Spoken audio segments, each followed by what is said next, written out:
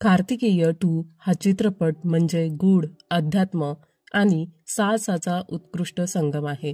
या चित्रपटाच्या सुरुवातीलाच आपल्याला एक प्राचीन कथा उलगडते, जिथे भगवान श्रीकृष्णांच्या गूढ शक्तीबद्दलची रहस्ये आपल्यासमोर येतात.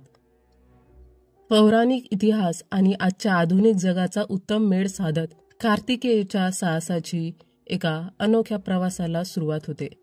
हा प्रवास फक्त एका गूढ रहस्याचा शोध घेण्याचा नसून सत्याच्या मार्गावर चालणाऱ्या नायकाची कथा आहे. चित्रपटाच्या पहिल्या फ्रेमपासूनच आपल्याला वाटतं की आपण एका जबरदस्त साहसाला सामोरे जाणार आहोत. एक प्राचीन रत्न, गूढ नकाशा आणि धर्म अधर्माचा संघर्ष या सगळ्याची सुरुवात या क्षणी होते. मंडळी, मी याआधी या चित्रपटाच्या पहिल्या भागाचं एक्सप्लेनेशन दिलं आहे. जर तुम्ही तो भाग अजून पाहिला नसेल तर तो डिस्क्रिप्शन किंवा पिन केलेल्या कमेंटमध्ये दिलेल्या लिंकवर जाऊन नक्की पहा. अन्यथा तुम्हाला कार्तिकेयच्या प्रवासाची कहाणी नीट समजणार नाही. चला तर मग जास्त वेळ न दवडता आपण या व्हिडिओला सुरुवात करूया. चित्रपटाची सुरुवात ग्रीसमधील एका लायब्ररीमधून होते, जिथे एक सुप्रसिद्ध भारतीय पुरातत्वज्ञ डॉक्टर राव दाखवले जातात. ते एका विशिष्ट पुस्तकाचा शोध घेत असतात, जे त्यांना मिळतं. हे पुस्तक कोणाचं आहे तर भगवान श्रीकृष्ण यांचं. डॉक्टर राव पुस्तक वाचू लागतात आणि त्याद्वारे आपण भगवान श्रीकृष्ण यांच्या गोष्टीविषयी जाणतो. एका प्रसंगात श्रीकृष्ण एका झाडाखाली बासरी वाजवत असतात. त्याचवेळी जंगलात एक शिकारी शिकार करायला येतो आणि तो एका हरणावर बाण सोडतो. पण तो बाण त्या हरणाला न लागता थेट श्रीकृष्णाच्या पायाच्या बोटावर जाऊन लागतो. याच प्रसंगात श्रीकृष्ण देहत्याग करतात. पण अनेकांना माहिती असेल की ही एक साधारण घटना नव्हती. ती भगवान विष्णूंची लीला होती, जिथे त्यांनी आपला देहत्याग केला. विशेष म्हणजे हा शिकारी दुसरा कोणी नसून वाल्याचा पुनर्जन्म होता. रामायणाच्या काळात भगवान विष्णूंनी राम अवतार घेत वाल्याचा वध केला होता. कर्माची चक्रे कशी कुणाला चुकवत नाही हे इथे स्पष्ट होतं. देवही आपल्या कर्माचे परिणाम भोगण्यापासून सुटले नाहीत. या जन्मात वाल्याचा पुनर्जन्म एका शिकाराच्या रूपाने होतो. तर मंडळी, आज मी तुम्हाला कार्तिकेय 2 चित्रपटाचा पुढील भाग सांगणार आहे. हा भाग पहिल्या भागापेक्षाही अधिक रोमांचक आहे, जिथे भगवान श्रीकृष्ण यांच्याशी संबंधित रहस्य आणि त्यांच्या महान लीलांचा उल्लेख आहे. चित्रपटात दाखवले आहे की भगवान श्रीकृष्णांनी देहत्याग केल्यानंतर एका प्रचंड सुनामीने संपूर्ण द्वारका नगरी बुडाली. याचवेळी श्रीकृष्णांचे सल्लागार आणि मित्र उद्धव यांना दाखवले जाते, जे त्यांच्यासोबत असलेल्या अँकलेटसह उभे असतात. उद्धव यांनी श्रीकृष्णांना सांगितले होते की द्वापार युगाच्या शेवटी द्वारकेचा नाश होईल आणि यादव वंशाला त्यांच्या कर्माची शिक्षा भोगावी लागेल. श्रीकृष्णांनी उद्धव यांना आपला कडा दिला आणि सांगितले की कलियुगात जेव्हा संकट येईल तेव्हा हा कडा संकटातून वाचवेल. डॉक्टर राव या कथेत सांगितलेल्या गोष्टी वाचतात आणि त्या पुस्तकातील काही पान फाडून घेतात. त्यांचा कुणीतरी गुप्तपणे पाठलाग करत असल्याचंही दिसतं. यानंतर कथा आपल्या मुख्य पात्र कार्तिककडे वळते, जो आता डॉक्टर झाला आहे आणि आपल्या मित्रांबरोबर हॉस्पिटलमध्ये सर्जन म्हणून काम करत आहे. हॉस्पिटलमधील उपकरणांच्या खोलीत एक साप दिसतो, ज्यामुळं सर्वजण घाबरतात. त्याचवेळी रवी कार्तिकला बोलावतो, जो सापांपासून अजिबात घाबरत नाही. कार्तिक त्या खोलीत जातो आणि सापाला बघून जमिनीवर हात ठेवतो. आश्चर्य म्हणजे साप त्याच्या हातावर येतो पण त्याला काही करत नाही. कार्तिक सापाला बाहेर घेऊन जातो. सर्वजण विचारतात की त्याने हे कसे केले. तो सांगतो की हे हिप्नोटिझम नव्हे तर झूलिंग्विलिझम आहे. त्याच्या म्हणण्यानुसार त्याने जमिनीवर हात ठेवून सापाला व्हायब्रेशनद्वारे सिग्नल दिला की तो त्याच्यासाठी धोका नाही. त्याने स्वतःचा हार्ट रेट, पल्स आणि बीपी सामान्य ठेवला, ज्यामुळं सापाला कळलं की तो सुरक्षित आहे आणि त्याने हल्ला केला नाही. आतापर्यंत कार्तिकने अनेक रहस्य सोडवली आहेत, अनेक प्रकरणे क्लोज केली आहेत आणि अनेक पुरस्कार मिळवले आहेत, ज्यामध्ये ब्रेव्हरी अवॉर्डही आहे. तो आपल्या क्षेत्रातील सर्वोत्तम सर्जन म्हणून ओळखला जातो. जरी कार्तिक पूर्णपणे आस्तिक नसला तरी त्याला देशाच्या संस्कृती, वारसा आणि परंपराबद्दल आदर आहे. एक दिवशी तो हॉस्पिटल जवळील मंदिरात जाऊन पुजाऱ्यांना मंत्रोच्चार थांबवण्याची विनंती करतो, कारण त्याच्या म्हणण्यानुसार पेशंटना त्याचा त्रास होत होता. पुजारी उत्तर देतात की मंत्रोच्चाराने त्रास होत नाही तर शांतता मिळते आणि सृष्टीची सुरुवातही ध्वनीपासूनच झाली आहे. यानंतर आपल्याला कार्तिक काही केस सोडवताना आणि लोकांची मदत करताना दिसतो. यानंतर आपण डॉक्टर राव यांना विमानाने भारतात परतताना पाहतो. त्यांच्या शेजारी बसलेली एक मुलगी त्यांच्यासोबत भारताच्या वारसाबद्दल आणि संस्कृतीबद्दल बोलते. डॉक्टर राव म्हणतात की आपण आपल्या इतिहासाबद्दल जेवढं जाणतो ते खूप कमी आहे. खरा इतिहास खूप खोल आहे आणि जगाच्या कानाकोपऱ्यापर्यंत पसरलेला आहे, ज्यातून आपण खूप काही शिकू शकतो. भारतामध्ये पोहोचल्यावर डॉक्टर राव आपल्या घरी जायला निघतात. त्याचवेळी ती मुलगी शांतनू नावाच्या एका प्रसिद्ध डॉक्टरला कॉल करते आणि डॉक्टर राव यांच्याबद्दल सगळी माहिती सांगते. म्हणजे शांतनूने त्या मुलीला डॉक्टर राव यांच्यावर लक्ष ठेवायला सांगितलं होतं. याच दरम्यान पुजारी शांतनूजवळ येऊन सांगतात की वेळ वाया घालू नका, कारण डॉक्टर राव यांच्याकडे भगवंतांची एक महत्वाची वस्तू आहे. जर ही गोष्ट अभिरला कळली तर तो ती वस्तू आधी मिळवेल. त्याचवेळी आपण गोंदल या ठिकाणी श्रीकृष्णांच्या श्राईनवर एका माणसाला त्यांचे दागिने चोरी करताना पाहतो. दागिने घेऊन तो निघालेला असतो, पण तेवढ्यात एक बलाढ्य व्यक्ती येऊन त्या माणसाला निर्दयपणे मारतो. हा बलाढ्य व्यक्ती अभिरा ग्रुपचा सदस्य आहे, ज्याबद्दल आपल्याला अजून काही माहिती मिळालेली नाही.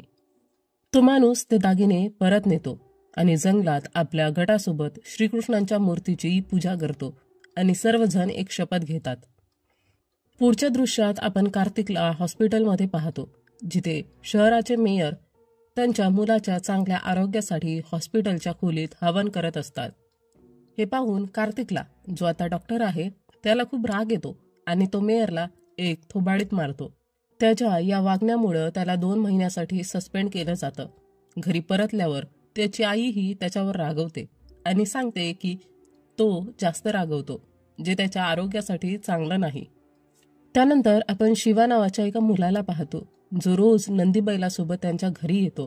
कार्तिकची आई नंदीबैलावर खूप श्रद्धा ठेवते.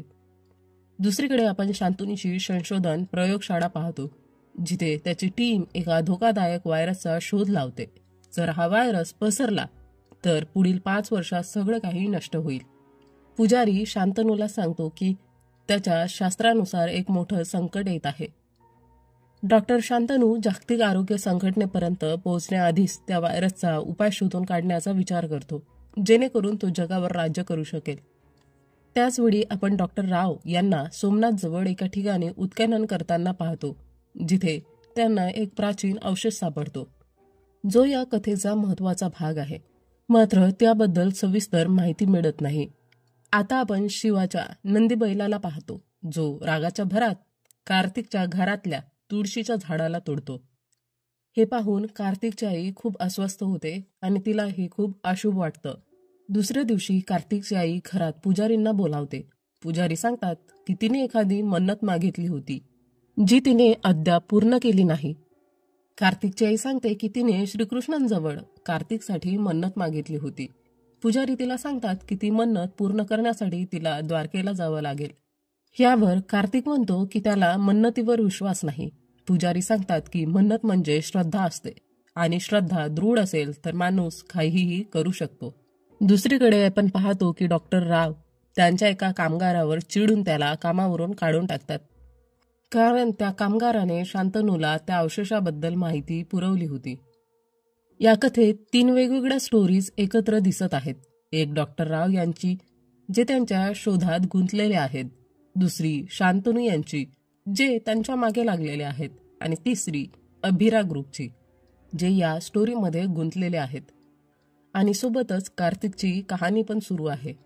डॉक्टर राव एक पत्र लिहून ठेवतात, ज्यात ते लिहितात की येणाऱ्या महामारीपासून वाचण्यासाठी ज्याचा सर्वात जास्त उपयोग होईल त्या स्त्रोताचा पहिला धागा त्यांना मिळालेला आहे. मात्र त्यांचा प्रवास इथेच थांबतो. पुढे ही कहाणी एका नायकाच्या हातात जाईल, जो स्वतःहून इथे पोहोचेल आणि तो नायक दुसरं कोणी नसून कार्तिकच आहे. आता आपण पाहतो की कार्तिक द्वारकेला पोहोचतो. तिथे त्याचे मामा गेल्या 15 वर्षापासून श्रीकृष्णाची भक्ती करत आहेत. तो आणि त्याची आई मामाच्या घरी राहायला जातात. त्याच्या आईने प्रवचन ऐकले होते, त्यामुळं ती प्रवचनासाठी जायची इच्छा व्यक्त करते. मात्र कार्तिक तिला दर्शन घेऊन परत येण्यास सांगतो. त्यावर त्याची आई म्हणते की इथे येणे त्यांच्या हातात नव्हते, तसेच परत जाणेही त्यांच्या हातात नाही. सर्व काही श्रीकृष्णाच्या इच्छेप्रमाणेच होते. कार्तिक नदीत स्नान करायला जातो, जिथे त्याला एक मोरपंख सापडतो. तो ते मोरपंख आपल्या जवळ ठेवतो. मात्र हा एक सूचक इशारा असल्याचं आपल्याला लक्षात येतं. दरम्यान शांतनू एका व्यक्तीसोबत चर्चा करत असतो. तो व्यक्ती विचारतो की शांतनू इतके मोठे डॉक्टर असूनही पुजाऱ्यांच्या म्हणण्यानुसार विश्वास का ठेवत आहे. ते म्हणतात की महामारी येणार आहे आणि त्यावर उपाय शोधण्यासाठी ते भगवान श्रीकृष्णांचा आधार घेत आहे. तोच डॉक्टर शांतनू त्या व्यक्तीला स्टॅप करून मारतो. शांतनू भगवान श्रीकृष्णावर अतूट विश्वास ठेवत होता. तो सांगतो की वेद पुराणांमध्ये सर्व काही आधीच लिहिलं गेलं आहे. संकट कधी येईल, त्यावर उपाय काय आहे, हे सर्व स्पष्टपणे नमूद आहे. तो सांगतो की काही वर्षापूर्वी सुरतमध्ये प्लेग आला होता, ज्यामुळं प्रत्येक तासाला 100 लोक मृत्युमुखी पडत होते आणि लाखो लोक तिथून पलायन करत होते. त्यावेळी पशुपती पुराणाच्या मदतीने तो नाशिकपर्यंत पोहोचला, जिथे त्याला काही ताम्रपट सापडले. त्यावरून तो प्लेगसाठी एक लस तयार करू शकला, ज्यामुळं अनेकांचे प्राण वाचले. मात्र त्याचा हेतू धर्माच्या नावावर व्यवसाय करणे होता. दरम्यान आपण पाहतो की कार्तिक घराच्या बाहेर बसला आहे. त्याचवेळी खूप रक्ताळलेल्या अवस्थेत डॉक्टर राव त्याच्याकडे येतात आणि श्रीकृष्ण श्रीकृष्ण म्हणू लागतात. कार्तिक त्याच्या मदतीसाठी ऑटो आणण्यासाठी जातो, पण डॉक्टर राव त्याला त्याच्या नावाने हाक मारून थांबवतात. त्यामुळं कार्तिक खूपच चकित होतो. जोपर्यंत तो ऑटो घेऊन येतो तोपर्यंत डॉक्टर राव तिकडून निघून गेलेले असतात. तो ही घटना मामाशी बोलतो. तेव्हा मामा सांगतात की सध्या या भागातून अनेक स्थानिक आणि पर्यटक गायब होत आहे. पुढील दिवशी सकाळी मामा कार्तिकला जागं करतात आणि सांगतात की त्याची आई दिसत नाही आणि तिचा फोनही घरातच आहे. ते तिला शोधायला बाहेर पडतात. मात्र वाटेत पोलीस कार्तिकला अटक करतात आणि त्याला पोलीस स्टेशनमध्ये नेतात. पोलीस सांगतात की डॉक्टर रावच्या हत्येचा आरोप त्याच्यावर आहे. कार्तिक हे नाकारतो, पण पोलीस त्याला सीसीटीव्ही फुटेज दाखवतात, ज्यामध्ये डॉक्टर राव त्याच्यासोबत आहे. मात्र पुढील फुटेज गायब असते. कार्तिकला समजतं की त्याला फसवलं जात आहे. पोलीस अधिकारी कार्तिकला धमकी देतो की रावने त्याला काही दिलं असेल किंवा सांगितलं असेल तर ते लवकरच उघड करावं, अन्यथा त्याला खुनाच्या आरोपाखाली तुरुंगात टाकलं जाईल. कार्तिक सांगतो की डॉक्टर रावने त्याला काही दिलं नाही किंवा सांगितलंही नाही. ऍक्च्युली हा पोलीस अधिकारी शंतनूच्या बाजूने होता, जो डॉक्टर रावकडील त्या महत्वाच्या अवशेषाच्या मागे लागलेला होता. अचानक एक मुलगी पोलीस स्टेशनमध्ये येते आणि कार्तिकला तिथून पळवून नेते. नंतर ती मुलगी आपलं नाव मुग्धा असल्याचं सांगते. ती डॉक्टर राव यांची नात असते. तीही कार्तिकला विचारते की तिच्या आजोबांनी त्याला काही सांगितलं होतं का किंवा काही दिलं होतं का, पण कार्तिक नकार देतो. इतक्यात एक धिप्पाड माणूस, जो अभिरा ग्रुपचा सदस्य असतो, त्यांच्यावर हल्ला करतो. मात्र कार्तिक आणि मुग्धा त्याच्यापासून वाचून पळून जातात. तो माणूस त्यांचा पाठलाग करतो, पण वाटेत भगवान श्रीकृष्णाच्या जुलूसाची पालखी निघत असते. त्या पालखीसमोरच तो माणूस शांत उभा राहून नतमस्तक होतो. कार्तिक हे पाहून पुढे निघून जातो. कार्तिक मामांना भेटतो आणि त्याला त्या माणसाबद्दल सांगतो. मामा त्याला एका पुजाराजवळ घेऊन जातात, जो त्या माणसाबद्दल अधिक माहिती देतो. पुजारी जी सांगतात की अभिर हा एक व्यक्ती नाही, तर एका गटाचे किंवा समुदायाचे नाव आहे. भगवान श्रीकृष्णाच्या काळातही अभिर लोक अस्तित्वात होते. ते श्रीकृष्णांच्या भक्तावर लुटालूट करायचे, परंतु त्याचवेळी ते श्रीकृष्णाचे मोठे भक्तही होते. त्यांच्या चुकीच्या वागण्यामुळं गावकरी त्यांना घरात येऊ देत नसत. ते मंदिर, हवन किंवा कोणत्याही धार्मिक कार्यात सहभागी होऊ शकत नव्हते. श्रीकृष्णांनी देहत्याग केल्यावर या अभिर लोकांनी एका मूर्तीची चोरी करून जंगलात स्थापित केली आणि तिची पूजा करू लागले. मात्र गावकऱ्यांना हे मान्य नव्हतं. त्यामुळे गावकरी तिथे जाऊन या अभिर लोकांचा संहार करतात आणि मूर्ती परत गावात नेऊन ठेवतात. त्यानंतर अभिर गटाच्या सरदाराने उरलेल्या समुदायाला एकत्र करून शपथ घेतली की श्रीकृष्ण आता फक्त त्यांचा देवता आहे आणि जो कोणी त्यांना पूजेल तो त्यांचा शत्रू ठरेल. ते त्याला निर्दयपणे संपवतील. त्यांचा यज्ञ पुढे सुरूच राहील, पण फक्त कृष्ण पक्षातच ते कोणतीही संघर्ष किंवा हिंसा करणार नाही. काळ बदलला, संस्कृती बदलली, पण अभिर लोक आजही त्याच विश्वासाने जगत आहेत. हे ऐकून कार्तिक चिंतेत पडतो आणि विचारतो की अबीर लोक त्याच्या मागे का लागले आहेत. त्यावर मुग्धा सांगते की तिचे आजोबा म्हणजे डॉक्टर राव, जे श्रीकृष्णाच्या विचाराचे होते आणि मरणाआधी ते कार्तिककडे आले होते, त्यामुळं अबीर लोक आता त्याचे शत्रू बनले आहेत. मुग्धा कार्तिकला डॉक्टर राव यांचा एक व्हॉइस मेसेज ऐकवते. यावरून कळतं की आधी एका मूर्तीपासून एक महत्वाचा अवशेष चोरला होता आणि त्या अवशेषावरूनच अबीरने त्या व्यक्तीला ठार मारले. दरम्यान कार्तिकला त्याच्या भावाचा फोन येतो. तो आईबद्दल विचारतो. कार्तिकला जाणवतो की आई जर किडनॅप झाली असती तर खंडणीसाठी फोन किंवा मेसेज आला असता, म्हणजेच ती स्वतःहून कुठेतरी गेली असावी. तो मामा यांना एका प्रवचनाच्या ठिकाणी पाठवतो, जिथे त्याची आई सापडते. आईसोबत बोलून तो तिला सांगतो की तिला हवे तेवढे प्रवचन ऐकायला ती जाऊ शकते. त्याला हे सगळं व्यवस्थित सोडवायचं होतं आणि गुढ उकलायचं होतं. डॉक्टर राव यांच्या व्हॉइस मेसेजच्या आधारे ते दोघं त्यांच्या ऑफिसमध्ये जातात. तिथे मुग्धाला एक शेवटचं पत्र सापडतं. पत्रामध्ये राव लिहितात की तिच्यावर आता मिशन पूर्ण करण्याची जबाबदारी आहे आणि देशाच्या भल्यासाठी ते प्राण देण्यासाठीही तयार आहेत. आणि हे वाचून ती भावूक होते. तिथेच त्यांना काही पानं सापडतात जी डॉक्टर राव यांनी ग्रीसच्या लायब्ररीमधून चोरली होती. ती ट्रान्सलेट केल्यावर समजतं की उद्धव यांनी श्रीकृष्णांना एक कडा सुरक्षित ठिकाणी लपून ठेवायला सांगितला होता. त्या ठिकाणी फक्त योग्य व्यक्तीच पोहोचू शकतो. अनेक राजांनी तो शोधण्याचा प्रयत्न केला, पण ते यशस्वी झाले नाहीत. पल्लव वंशाचा राजा सूर्यवर्मन यांनीही तो कडा शोधण्याचा प्रयत्न केला, पण अंतिम ठिकाण तो गाठू शकला नाही. मृत्यूच्या आधी त्यांनी एका ग्रीक प्रवाशाला सांगितलं की पहिला सुराग म्हणजे मोराच्या आकारातील मूर्ती आहे. त्यातून पुढे एक विशेष अवशेष शोधता येईल, ज्यामुळं कड्यापर्यंत पोहोचता येईल. डॉक्टर राव यांनी हा पहिला सुराग शोधून काढला होता, पण त्यांच्या मागे अनेक लोक लागले होते. त्यामुळं त्यांनी त्या सुरागाला एका ठिकाणी लपवून ठेवलं होतं. त्याचा संकेत त्याच खोलीत असल्याचं त्यांना सांगितलं होतं. कार्तिक आणि मुग्धा खोलीत शोध घेतात आणि एका फोटोत भगवान श्रीकृष्ण तलावात उभे असल्याचं दिसतं. कार्तिकला समजतं की राव यांनी सुराग तिथेच लपवलेला आहे. दरम्यान आपण पाहतो की शांतनूने डॉक्टर राव यांना विचारपूस करण्यासाठी किडनॅप केलं होतं. ते काहीही सांगत नाही, त्यामुळे शांतनू त्यांना ठार मारतो. दरम्यान कार्तिक आणि मुग्धा एका तलावाजवळ पोहोचतात, जो खूप खोल आणि गडद आहे. कार्तिक काहीही विचार न करता पाण्यात उडी मारतो आणि त्या पाण्याच्या आतून तो रेलिक शोधून बाहेर काढतो. तितक्या शांतनूचे माणसेही तिथे येतात आणि त्याच्याकडून रेलिक हिसकावून घेण्याचा प्रयत्न करतात. पण कार्तिक सर्वांना मारून पडून लावतो आणि सांगतो की तो कधीही कोणतीही मिस्ट्री अर्धवट सोडत नाही. त्याला या सर्वांमध्ये खूप रस आहे आणि म्हणूनच तो हा प्रवास सोडणार नाही. यानंतर ते एका ढाब्यावर जातात, जिथे ते त्या रेलिकचं बारकाईने निरीक्षण करत असतात. मुग्धा सांगते की हा कदाचित एक दुर्मिळ धातू आहे, ज्याला नाडियम म्हणतात, आणि जर तो खरोखर नाडियम असेल तर तापमानानुसार त्याचा रंग बदलतो. हे ऐकल्यावर कार्तिक त्या रेलिकवर गरम पाणी टाकतो. त्यानंतर तो रेलिक पूर्णपणे सोनेरी रंगाचा होतो, ज्यावर संस्कृतमधील काही मजकूर कोरलेला असतो. त्या मजकुरावरून कळतं की त्या रेलिकचा संबंध गोवर्धन पर्वताशी आहे, कारण तोच एक पर्वत होता ज्याने त्या रेलिकला स्पर्श केला होता. आता त्यांना गोवर्धन पर्वतावर जाऊन पुढचा सुराग शोधायचा होता. तिथे पोहोचायचे कसे याचा विचार करत असताना कार्तिक एका ट्रक चालक सुलेमानला पाहतो आणि त्याच्याकडे मदतीची विनंती करतो. सुलेमान तयार होतो आणि त्यांना सुरक्षितपणे गोवर्धन पर्वतावर पोहोचवतो.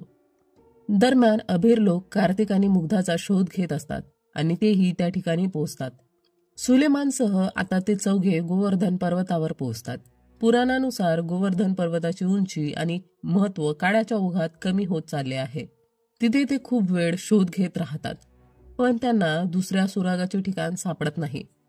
तितक्यात एक स्थानिक माणूस त्यांना पकडतो, कारण त्यांच्यावर 5 लाख रुपयांचे बक्षीस ठेवले गेले होते. तो माणूस त्यांना एका खोलीत बंद करून ठेवतो, जिथे आपण एक मुलगी पाहतो, जी त्या माणसाची बहीण असते.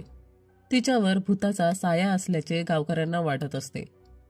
ती खोलीची खिडकी कमजोर असल्याचे पाहून ते सगळे खिडकी तोडून पडण्याचा प्रयत्न करतात, पण कार्तिक त्या मुलीला पाहतो, जिला एक खोटा तांत्रिक भूत उतरवण्याच्या नावाने हंटरने मारत असतो.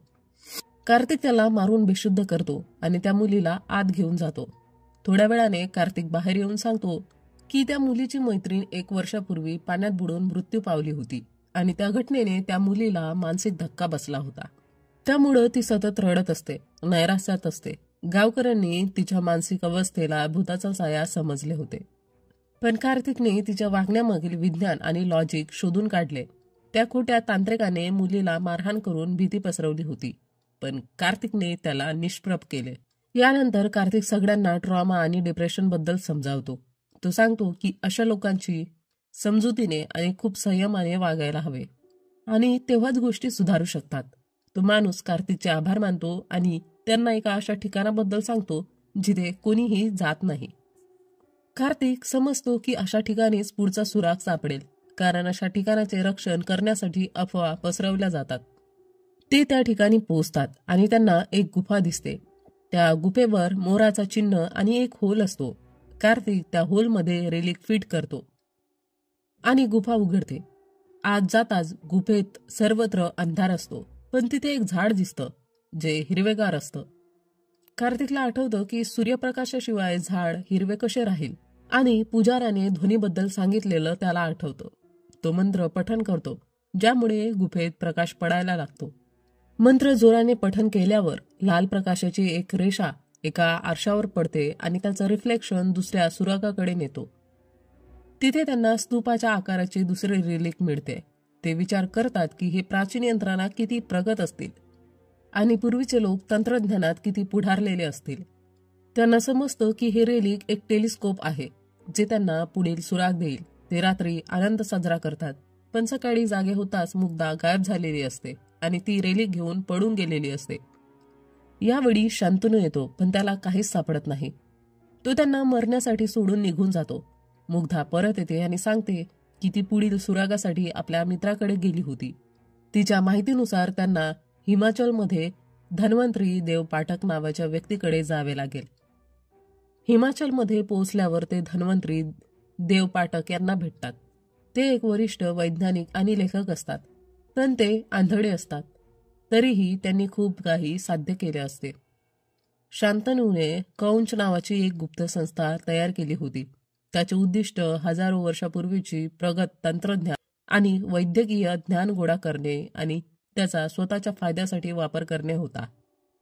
डॉक्टर राव या संस्थेचा भाग होते, पण त्यांची विचारसरणी वेगळी होती. ते समाजाचे भले करू इच्छित होते. त्यांनी एका कड्यावरील वैद्यकीय मजकुराचा अभ्यास केला आणि त्यातूनच ते रेलिक शोधून काढले.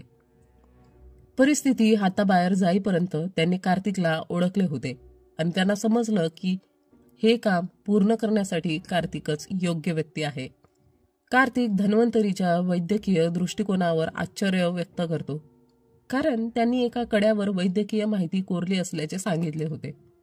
त्यावर ते बोलतात की ते भगवान श्रीकृष्णाला एक व्यक्ती म्हणजे ह्युमनच मानतात, पण ते त्यांच्या नॉलेज आणि विजडमवर सुद्धा श्रद्धा ठेवून आहेत. भगवान श्रीकृष्णांनी गीतेचं ज्ञान दिलं तर त्यांच्यापेक्षा मोठा गुरु दुसरा कोण असू शकतो.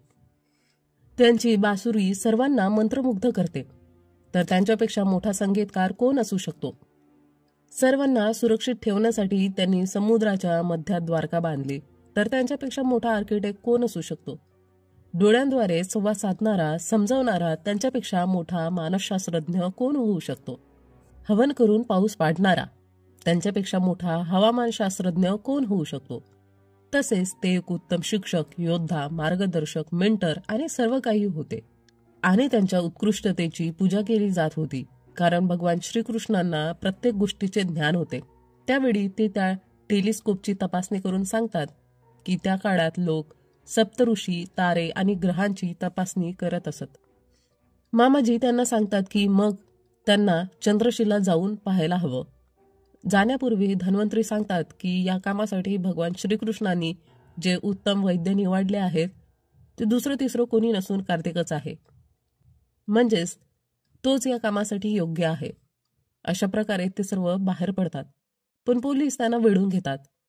त्यानंतर ते एक ट्रक घेऊन तिकडून पडून निघतात आणि ते लोक तो ट्रक जमिनीवर असलेल्या नदीवर नेऊन चालवतात आणि सांगतात की कमी वेगाने ते आरामात पुढे जाऊ शकतात. पण त्याच वेळी त्यांचं फ्युएल संपून गाडी तिथंच थांबते. सोबतच बर्फ फुटून गाडी खाली बुडायला लागते. ते लोक त्वरित बाजूला जातात पण टेलिस्कोप गाडीतच राहतो, ज्याला कार्तिक आपल्या जीवाची पर्वा न करता परत आणतो. तेव्हा शांतनूचे लोक त्या टेलिस्कोपसाठी त्याला मारण्याचा प्रयत्न करतात, पण तेव्हाच एक अभीर तिथे येतो आणि त्यांना मारून टाकतो. आता तो कार्तिककडे वळतो, पण अचानक थांबतो आणि मामाजी सांगतात की आता श्रीकृष्ण पक्ष सुरू झालेला आहे, म्हणजेच पुढील 24 तास ते त्याला मारू शकणार नाही. आणि मग ते सर्व तिकडून निघून जातात. पण अबीर त्यांचा पाठलाग करत राहतो आणि त्यांच्यासोबतच चालत राहतो. ते सर्व आता चंद्रशिलापर्यंत पोहोचतात आणि कार्तिक एकटा वर जाण्याचा निर्णय घेतो.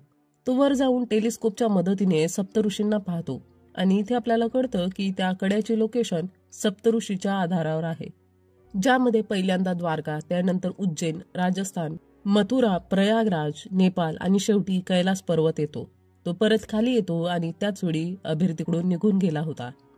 तो सर्वांना एका गुप्त गुहेत घेऊन जातो आणि इथे त्यांना भगवान श्रीकृष्णाची एक अत्यंत मोठी मूर्ती मिळते, पण त्या मूर्तीसोबत बासुरी नसते. तेव्हा अबीर आपल्या संपूर्ण गटासोबत तिथे येतो आणि ते सर्व लोकांवर हल्ला करतात. आता कार्तिक हारण्याच्या स्थितीत असतो, पण त्याला लक्षात येतं की जर त्याने त्या टेलिस्कोपमध्ये त्या पहिल्या रॅलिकला जोडलं तर ते दोन्ही मिळून एक बासुरी बनते, जी तो भगवान श्रीकृष्णाच्या मूर्तीच्या हातात ठेवतो, ज्यामुळं ती हलते आणि एक गुप्त कक्ष उघडतो, जिथे आजपर्यंत कोणीही पोहोचू शकलं नव्हतं. म्हणजे ज्या व्यक्तीने हे तयार केले त्याशिवाय कोणीही इथे पोहोचू शकलं नव्हतं. आता सर्वजण आत प्रवेश करतात आणि त्या जागेत 10,000 पेक्षा जास्त साप होते. काही अभीर आत जाता जाताच मरून पाण्यात बुडून जातात. आता कार्तिक पुढे जाण्याचा निर्णय घेतो, पण इथे आपल्याला कळतं की तो सापांना नियंत्रित करू शकतो. तो हळूहळू पुढे जातो आणि शेवटी त्याला कडा मिळतो. त्या कड्याचा शोध एक अत्यंत महत्वाचा शोध होता, जो एका टेस्टने सिद्ध केलं होतं की तो 5,000 वर्ष जुना आहे आणि त्यावर वैद्यकीय इन्स्क्रिप्शन पण होते, जे पुढे येणाऱ्या महामारीपासून वाचवण्यात हेल्प करणार होते. आणि अशी बरीच हिडन इन्फॉर्मेशन त्या कड्यावर होती. आता कार्तिकला सर्व पुरस्कार मिळतात आणि भारत सरकारकडून त्याला सन्मान देखील मिळतो. तो आपल्या भाषणात सांगतो की पूर्वी तो विज्ञानावर विश्वास ठेवायचा, पण आता तो धर्मावरही विश्वास ठेवतो, कारण दोन्ही गोष्टी एकमेकांशी जोडलेल्या आहेत आणि त्यांचा इतिहास त्यांना खूप काही शिकवतो. म्हणजेच हे दोन्ही एकमेकांपासून वेगळे नव्हते. त्याचवेळी आपण अबीर समुदायाला पाहू शकतो, जे कार्तिक समोर मोरपंख देऊन त्याच्या समोर झुकतात, कारण त्यांना कळलं आहे की भगवान श्रीकृष्ण यांचा पाठवलेला तो देवदूत आहे. आणि जेव्हा तो आंघोळ करत होता तेव्हा त्याच्याजवळ एक मोरपंख आला होता, जे एक सूचक चिन्ह होते की तो दुसरा कोणीही नसून तर भगवान श्रीकृष्ण यांचा पाठवलेला दूत आहे. तरी आता पुढे आपण पाहतो की शांतनूच्या चुकीच्या कृत्यांसाठी अबीर लोक त्याला मारून टाकतात. दरम्यान कार्तिकला दाखवले जाते, जो एका नवीन मिशनवर होता, ज्यामध्ये तो भगवान श्रीकृष्ण यांच्याशी संबंधित आणखी गूढ गोष्टी शोधत होता आणि जगभर प्रवास करत होता.